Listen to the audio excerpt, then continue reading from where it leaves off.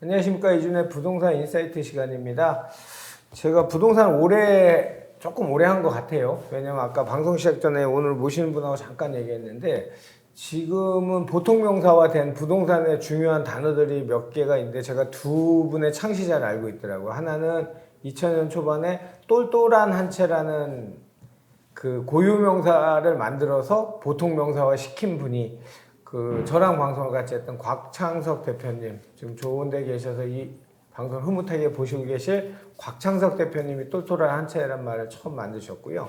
이분은 2015년도에 지금은 뭐 다들 꼬마 빌딩 이런 말 많이 하잖아요. 근데 그때 당시에는 그 전까지는 꼬마 빌딩이라는 이 고유 명사가 없었어요. 근데 그거를 처음 책에서 쓰셔서 그때 꽤 책도 많이 팔렸던 것 같고, 그래서 지금의 이제 꼬마 빌딩이라는 게 그냥 보통 명사가 된 거라고 생각하고 또 그렇게 알고 있습니다.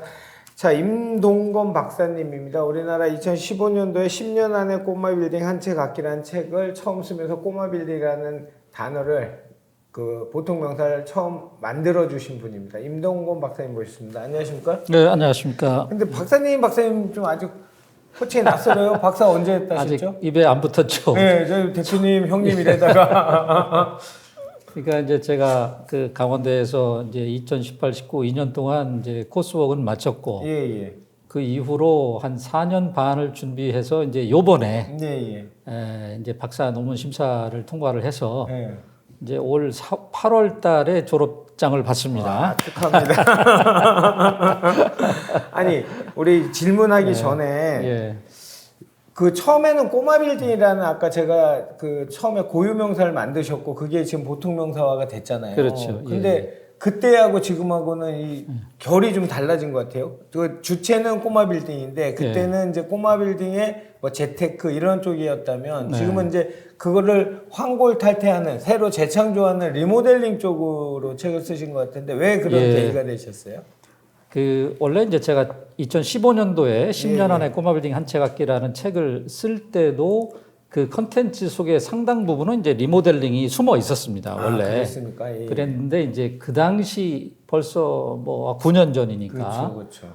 그때의 이제 리모델링 이제 경험과 지식하고 지금하고는 뭐 많이 좀 차원이지만 좀 달라졌고 제가 그동안에 이제 리모델링을 오더를 수주해서 실제로 이제 프로젝트 매니저로서 뭐 한 10여 건을 또 실제로 이제 그렇게 완공까지 해드렸고, 그리고 이제 빌딩 중개도 또 겸하다 보니까 다 고객이시겠네요. 다 상담해 주실 분들이 거의 빌딩 매물의 70%는 그렇죠. 한 뭐 준공된 지 한 30년이 넘다 보니까 리모델링을 빼고 중개도 어렵고 권유하기도 어려워요. 그래서 제가 리모델링으로 깊이 있게 파고들어서 하다 보니까 이제 책도 뭐 최근에 이제 쓰게 됐고 또 논문도 중소형 빌딩 리모델링 리스크의 특성 연구. 박사 논문도요? 예. 완전히 초초 전문가시네요. 리모델링 파트에는. 예, 아마 제가 그 건물 리모델링 박사 학위는 아마 제가 국내 1호가 되지 않을까. 진짜 깊게 파셨습니다. 자, 작년 10월에 꼬마 빌딩 레벨업 재테크라는 6번째 책을 하셨는데 보니까 책 표지에 부동산 조정기 리모델링이 답이다라고 적혀 있었어요. 예, 그렇습니다. 오늘 이제 그 얘기를 시작하게 하면서 바로 시작하도록 하겠습니다. 그 6번째 책에는 뭘 얘기하고 싶으셨어요? 그 작년 10월 달에 이제 출간한 꼬마 빌딩 레벨업 재테크 속에는 이제 서울 지역에서 리모델링된 실제 사례 44건을 이제 책에 다 담았죠. 실제 사례요? 실제 사례를. 물론 뭐 그 중에는 제가 한 절반 정도는 제가 직간접적으로 관여했던 것들이고 나머지 절반은 이제 그 동종 업계에 있는 분들한테 자료를 얻기도 하고 그래서 제가 이제 다 답사를 끝내고 그다음에 이걸 난이도별로 고난도, 중난도, 저난도 이렇게 그 말하자면 구분을 해서 이제 그 맞춤형으로 이제 리모델링에 대한 뭐 전체적인 그 부분을 아실 수 있도록 그렇게 이제 집필을 했습니다. 그 신축하는 거와 리모델링한 거에 일단은 뭐 골조를 남겨놓고 안 난 거니까 일단 공기에서 차이가 많이 날 것 같고, 그렇죠. 비용도 차이가 많이 날 것 그렇습니다. 같은데 네네. 장점이 어떤 게 있죠? 그러니까 이제 신축이다 그러면 이제 그 터파기 공사부터 그렇죠. 시작을 해서 근데 뭐 골조 세우는 그 공사까지 이 골조가 완성이 되면 보통 우리가 상량식 한다고 그래요. 그죠? 절하고 저 예. 돼지머리에 돈 꽂고 하죠. 예. 거기까지가 말하자면 신축 공정의 거의 절반입니다. 그렇죠, 그렇죠, 그렇죠. 공정의 절반, 공사 기간의 절반, 공사비의 절반. 그런데 이제 리모델링은 그 골조는 그대로 재사용하고 그렇죠, 그렇죠. 안팎으로 다시 이 건자재를 새로운 자재로 이제 마감을 하는 거니까 이제 공사 기간과 비용이 약 절반 정도 드는 가성비가 상당히 좋은 개발이죠. 그러니까 이 질문지에 보면 왜 지금 필요하냐는 지금 답을 주신 거네요. 지금 공사비가 너무 많이 올랐잖아요. 그렇죠. 그리고 또 감리나 이런 것들이 단계별로 철저해서 나쁜 건 아니지만 그 건축주 입장에서는 너무도 부가적인 부담되는 부분들이 맞습니다. 많은데 예. 그 골조나 기본을 놔둔 상태에서 안에만 본인 취향껏 또는 수익을 극대화하기 위해서 꾸미는 거니까 지금은 진짜 필요하겠네요. 그렇죠. 그러니까 이제 우리가 그 신축을 하면 예. 뭐 10년 늙는다 이런 그렇죠. 얘기가 흔히 있잖아요. 맞아요. 그 10년 늙는 이유가 두 가지인데 첫째는 그 주변 분들로부터 들어오는 이제 민원 맞아요. 우리 건물 무너진다 뭐 소음 분진 이것 때문에 뭐 병원 다닌다 어쩌고 그런 부분으로 시달리는 것이 하나가 있고 그다음에 이제 설계 변경이다 뭐다 해가지고 저가로 수주한 다음에 야금야금 올려서 거기서 이제 시공사와 분쟁 때문에 또 소가리를 많이 하는 많이 경우 당한다고 하잖아요. 그렇죠. 예, 그 건설사 입장에서는 건축주는 평생에 한 번 고객밖에 안 되니까 그렇죠. 평생에 뭐 건물 한 번 짓는 걸 거의 끝나잖아요. 네, 그러니까 보통이 그렇죠. 보통. 예, 그래서 그 신축을 하게 되면은 이제 굉장히 좀 그 고통스러운 그 미션인데 이 리모델링은 뭐 파고 부수고 하는 게 없으니까 그런 면에서 그 민원의 그 난이도가 정도라고 그럴까 그게 굉장히 낮은 수준이고 그리고 이제 여러 가지 그 절차 뭐 인허가 과정에서 하는 스트레스도 그만 한 절반 정도에 불과한 거죠. 그렇겠네요. 기존에 우리 지금 신축을 하려면 하다못해 지하층 파면 지하층 가압리부터 시작해서 점점 요즘 불미스러운 사고들이 많이 생기다 그렇죠. 보니까 관에서 절차도 너무 까다롭거든요. 그렇죠. 이거 뭐 또 옛날에도 그 지하를 기초 공사를 할 때는 소위 흙막이 공사라고 해서 HPM 뭐 적당히 이렇게 대고 그 중간에 이제 송판, 나무 이런 걸로 대놓고 흙이 이제 토사가 무너지는 거를 방지하면 됐을 것을 이게 이제 뭐 상도동 뭐 어린이집 뭐 붕괴 사고가 있고 뭐가 있고 뭐 이러다 보니까 지금 이제 CIP로 다 돌려라. 맞아요. 그래서 그냥 공사비가 뭐 2, 3천이면 될 거를 갖다가 뭐 거의 1억 가까이 들어야 되는 뭐 그런 문제도 그거보다 있죠. 더 큰 건 제가 생각에 기간이 그만큼 늘어나니까 다 돈이잖아요. 그렇죠. 내 돈 갖고 다 하는 사람이 없다 보니 맞습니다. 그 레버리지를 해서 보통 대출 받아서 하는데 그 이자에 다 속된 말로 쳐죽더라고요. 건축주는요. 맞습니다. 좋습니다. 자, 그러면 우리가 지금 리모델링 이제 2015년부터 이제 주장을 하셨다 하면은 그 15년을 기점으로 하든지 지금을 기점으로 상관없이 그 이전에 빌딩 트렌드 변화를 좀 설명을 해 주시면 좋을 것 같아요. 지금 우리나라 이제 제가 이제 논문이 그 연구의 범위가 이제 서울 지역을 이제로 한정을 했습니다만은 서울뿐만 아니라 전국 그 대도시 뭐 중소도시까지 포함해서 집중적으로 아파트든지 중소형 빌딩이 공급된 시점이 70년대 말부터 시작되었습니다. 국내에서는. 그렇죠. 그러니까 그 시점에 이제 그 지어진 것들에 특히 이제 저는 이제 뭐 꼬마 빌딩 전문가니까 되게 이제 그 적벽돌, 그렇죠. 빨간 벽돌로 이렇게 조적조라고 하는 그런 그 마감된 것들이 제일 흔히 눈에 보이는 이제 꼬마 빌딩들이고, 그다음에 타일을 이제 외벽에 타일로 붙인 거라든가, 그다음에 이제 90년대 들어서면서부터는 이제 칼라 강판이라고 그래서 칼라 뭐 강판. 함석판에 이제 그 페인트 칠해가지고 한 거를 갖다가 이제 건물 외벽을 마감을 한 것들, 뭐 그다음에 뭐 석재, 대리석이라든가 화강석 이런 것들이야 뭐 전부 다 쭉 써왔고, 그렇죠. 뭐 현무암도 쓰고, 요즘은 이제 도장 기술이 이제 많이 발달해서 그 메탈 판넬이라든가 이런 부분들도 이제 좋은 가볍고 그다음에 내구 연도도 한 40년 정도 가는 그런 좋은 건조대들도 이제 개발돼서 리모델링 하기 좋은 집 환경이 됐습니다. 꼬마 빌딩이라고 하면 우리가 시청자들이 제가 생각에는 아유 나는 다가구 하나 갖고 있는데 무슨 내가 그런 거를 꼬마 빌딩 나랑 상관없는 얘기 아니야? 라고 얘기하실 분이 되게 많아요. 예, 그렇죠. 꼬마 빌딩의 범주는 어떻게 보시는 거예요? 책에 나와 있겠지만. 제가 처음에 이제 꼬마 빌딩이라는 단어를 책 제목으로 쓰고 그다음에 꼬마 빌딩 그 이후로 재테크를 지금까지 쭉 이제 그 투자자분들한테 저는 전수해 왔는데 예. 그 제가 생각한 꼬마 빌딩이라는 것은 이제 우리가 이제 60세가 보통 정년이잖아요. 그렇죠. 그 정년에 다다를 즈음에는 이제 뭐 자식들 뭐 거의 뭐 대학 정도는 다 보내거나 아니면 뭐 취업을 했을 시점이고 그렇죠. 그러면 이제 성실히 모아왔다 그러면 그래도 뭐 아파트 한 채 정도는 있지 않겠느냐. 예. 그러면 노후는 어떤 그 국민연금 빼놓고는 내가 이제 그 뭐 윤택한 생활을 하고 싶으면 그래도 월세 한 500에서 1000만 원 정도 나오는 건물 하나 있으면 얼마나 좋겠는가. 그렇죠. 그러면 이제 아파트 한 채를 팔아서 레버리지를 활용해서 뭐 한 20억 전후 되는 거를 구입을 해서 한 층은 내가 살고 나머지 층은 건물 관리하면서 거기서 얻는 임대 소득으로 노후를 보내는 그런 조그마한 건물.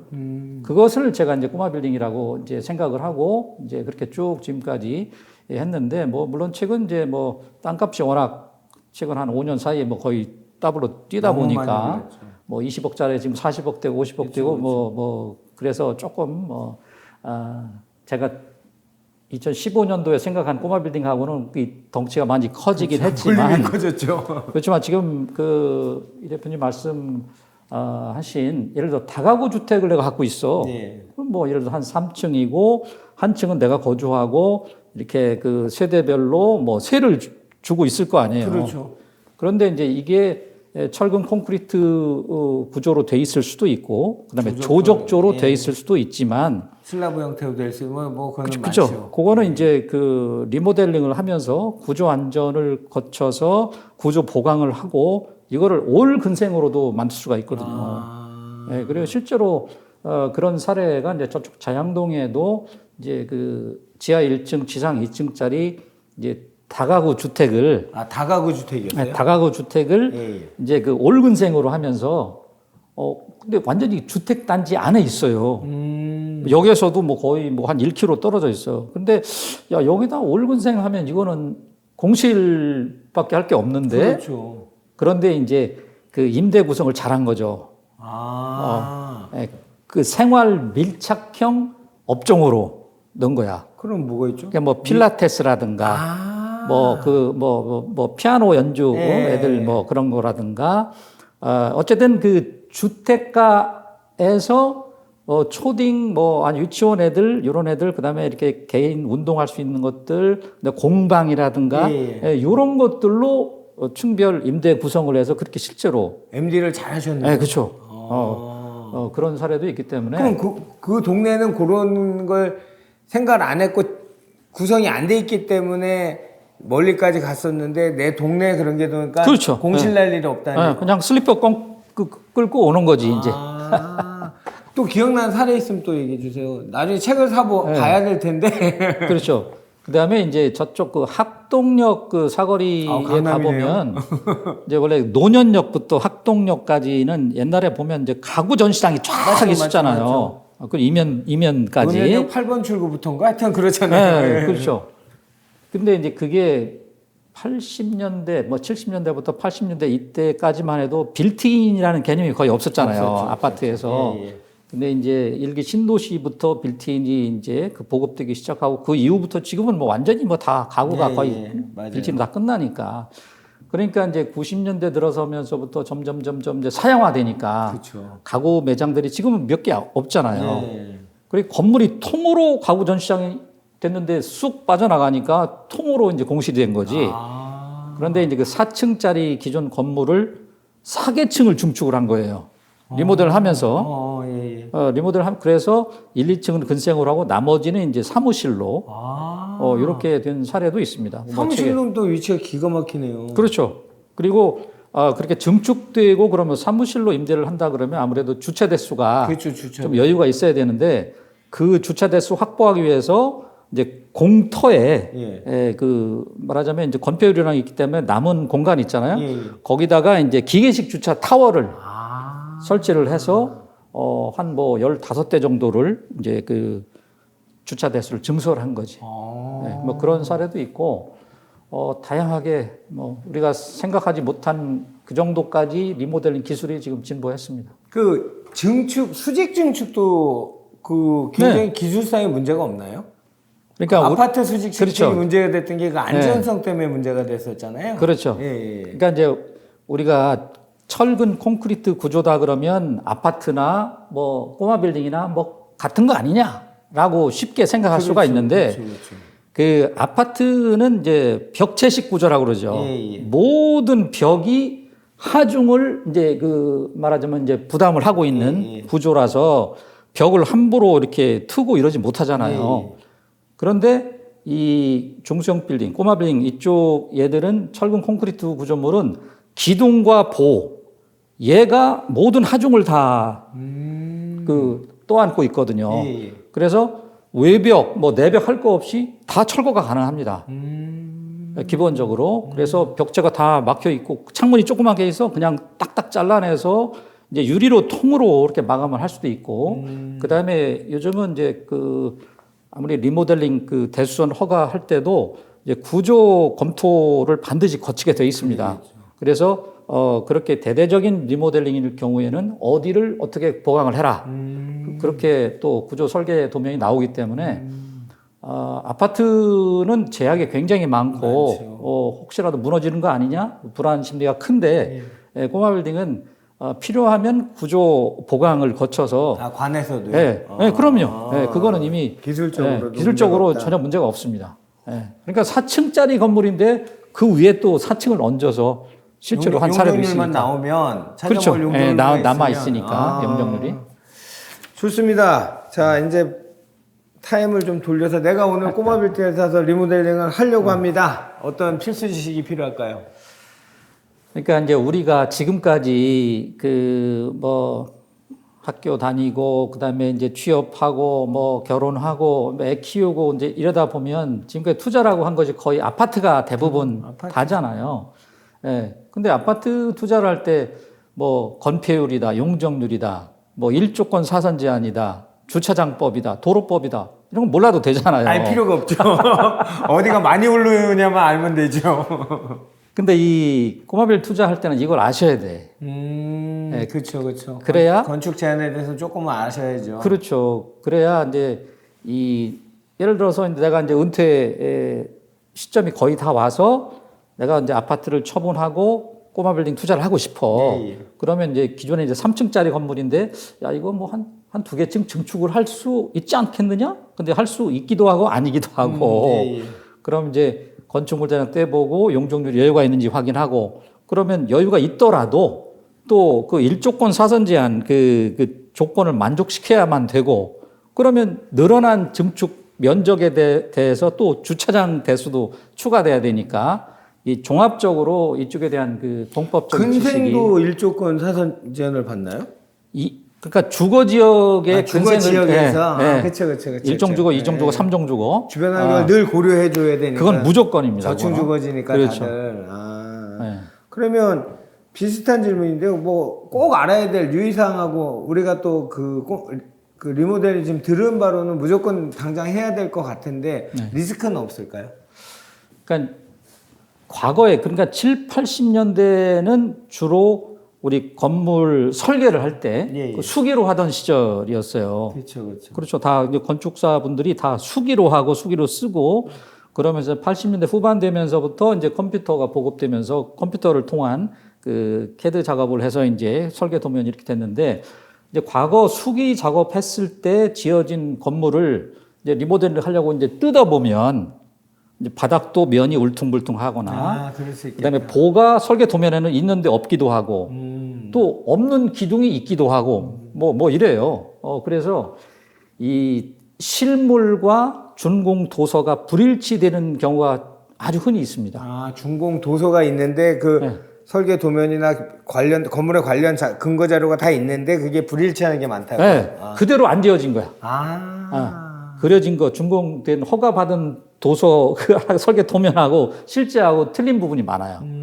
그러다 보니까 그러면 이제 뜯어보기 전에는 몰랐다가 다 뜯어보니까 그게 나타나니까 설계 변경을 해야 되고 추가 공사가 들어가고 그런 추가 비용이 발생하는 거죠. 그러면 그 말은 기둥이 있는 그 도서에는 있는 거로 해서 그에 맞춰서 증축이나 대선 설계를 했는데 뜯어보니까 이 기둥이 없으면 보강을 해야 되는 설계 그렇죠. 변경을 다시 네. 해야 된다는 네. 얘기죠. 그 보강을 하는데 내 마음대로 하면 안 되고 그렇죠. 다시 이제 인허가 받고 해야 되니까. 근데 그 부분이 좀 가장 큰 예기치 못한 리스크라고 할까? 그럼 큰 리스크네요. 그렇죠. 그러면 이제 그 추가 비용이 좀 만만치가 않고. 근데 그 전에 이제 사실 뭐 용적률이 1조권 사선 제한이다, 주차장법이다 이런 거를 일반 투자자들이 스스로 배워서 이거를 리스크를 어떻게 컨트롤하고 하기는 좀 어려우니까. 그렇죠. 전문가랑 상담을 네, 꼭 하셔야죠. 그럴 때는 저를 찾아주시면 도움이 많이 되지 않을까. 그럼 임 대표님은 지금 이제 예. 하시는 일이 그 리모델링 관련 책을 쓴 그 유명한 저자시기도 하지만 또는 꼬마 빌딩 신조를 창시한 분이기도 하지만 본 업은 지금 그러면 그 부동산 컨설팅, 상가 컨설팅을 하면서 리모델링 컨설팅도 하고 그런 일을 하고 계신가요? 네네. 그러니까 제가 원래 처음에 스타트는 이제 빌딩 중개부터 시작을 했고 예. 예, 지금도 빌딩 중개를 하고 있고요. 이제 하다 보니까 리모델링이 필수다. 리모델링 없이 중개가 불가능하다는 거 알고 리모델링에 대해 깊이 있게 이제 연구하고 실제로 이제 수주해서 이제 프로젝트 매니저도 좀 여러 건 하다 보니까 이제 내공도 많이 쌓이고 그래서 저는 이제 빌딩 투자자분들의 그 심리라든가 이런 것도 수없이 많이 만나 뵙고 실제 제가 중개도 해오고 리모델링 PM도 해오고 하다 보니까 조금 좀 많이 안다고. 그럼 당연히 이론적으로만 아는 게 아니라 이제 실제 하시면서 실전에서. 예.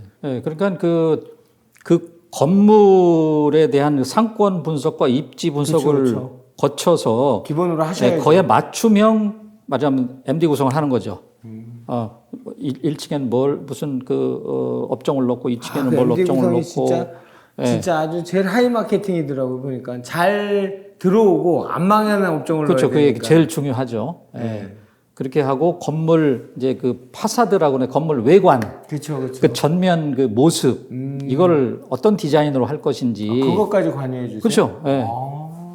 그에 대한 그 자료도 엄청난 그 DB를 갖고 있기 때문에 이제 그것도 대안 1, 2, 3 이런 식으로 그 제안을 해드리고 대안 1, 2, 3에 대한 각각의 공사비가 얼마 정도 되고 그랬을 경우에 완공 후 예상되는 임대료가 어느 정도 돼서 건물 가치가 어느 정도 되고 이런 것까지 제가 다 같이 이제 뽑아드리죠.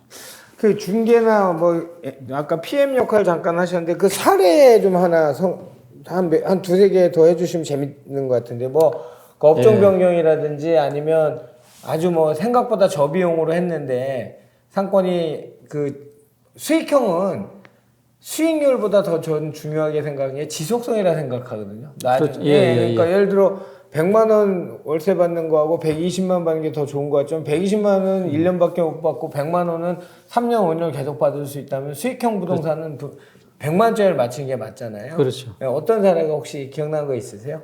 지금 이제 서울역 건너편에 보면 이제 큰 옛날에 그 대우그룹 본사 빌딩이 그 오른쪽에 남대문 경찰서가 있잖아요.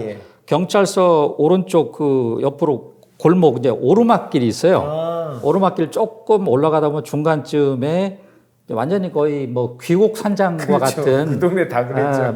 그냥 아주 그 언덕배기에 있는 건물 아주 낡은 건물이 요거를 이제 리모델링을 통해서 이제 고시원으로 인허가를 받았죠. 인허가는 고시원으로 받았는데 실제 운영은 이제 그 호텔로 관광객들 중저가 관광객들 대상으로 호텔로 운영을 하고 있어요. 그게 합법적인 거예요? 네, 그럼요. 숙박업 등록하고. 네.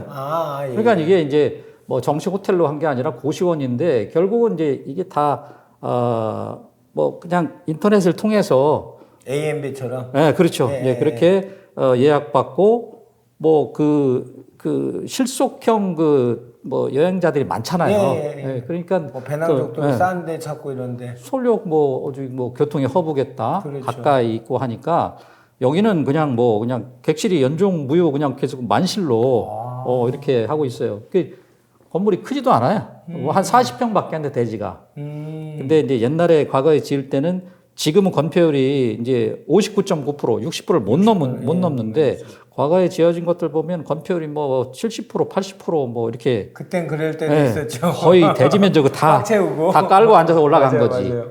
근데 리모델링이 좋은 것은 과거에 그렇게 건폐율이 초과된 것도 인정을 해주니까. 그냥 위로 올려 대수니까. 이제 그대로 고쳐 쓸 수 있으니까. 예.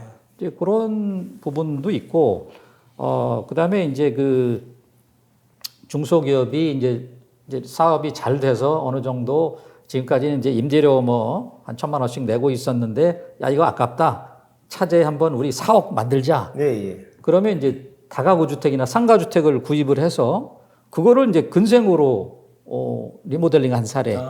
예. 근데 그런 부분도 꽤 많습니다. 임동건 대표님 가시기 전에 다음에 또 모실 테니까 그때 네. 사례를 처음에부터 해서 혹시 그런 자료가 있으면 예, 처음에 이런 건물이었는데 뭐가 문제여서 내가 리모델링해서 수익률은 이때는 요거였는데 나중에 이렇게 됐고 지금은 이렇게 행복하게 산다 이런 사례를 좀 해줄 수 있죠. 공사 뭐 초기부터 시작을 해서 비계 설치부터 해서 내부 철거 그다음에 뭐 엘리베이터 설치하기 위해 가지고 이제 그 공사하는 모습 그다음에 이제 외관 내관 공사하는 모습에서 완공 때까지 그 시리즈로 이렇게 보여드리고 그런 사례도 여러 가지 실제 사례를 제가 이제 뭐 파워포인트가 됐든 뭐 자료를 드리면서 이렇게 하면 조금 더 우리 시청자분들이 이해하기가 쉬울 것 같습니다. 약속하겠습니다. 자, 오늘 꼬마 빌딩 처음 그 용어를 만드셨고 이제는 너무도 여러분들 행복하게 해드릴 수 있는 주제인 꼬마 빌딩 리모델링 이란 주제를 가지고 오늘 아주 재밌게 사례 위주 얘기해 주신 분은 우리 임동건 박사님이셨습니다. 오늘 감사했습니다. 네, 고맙습니다.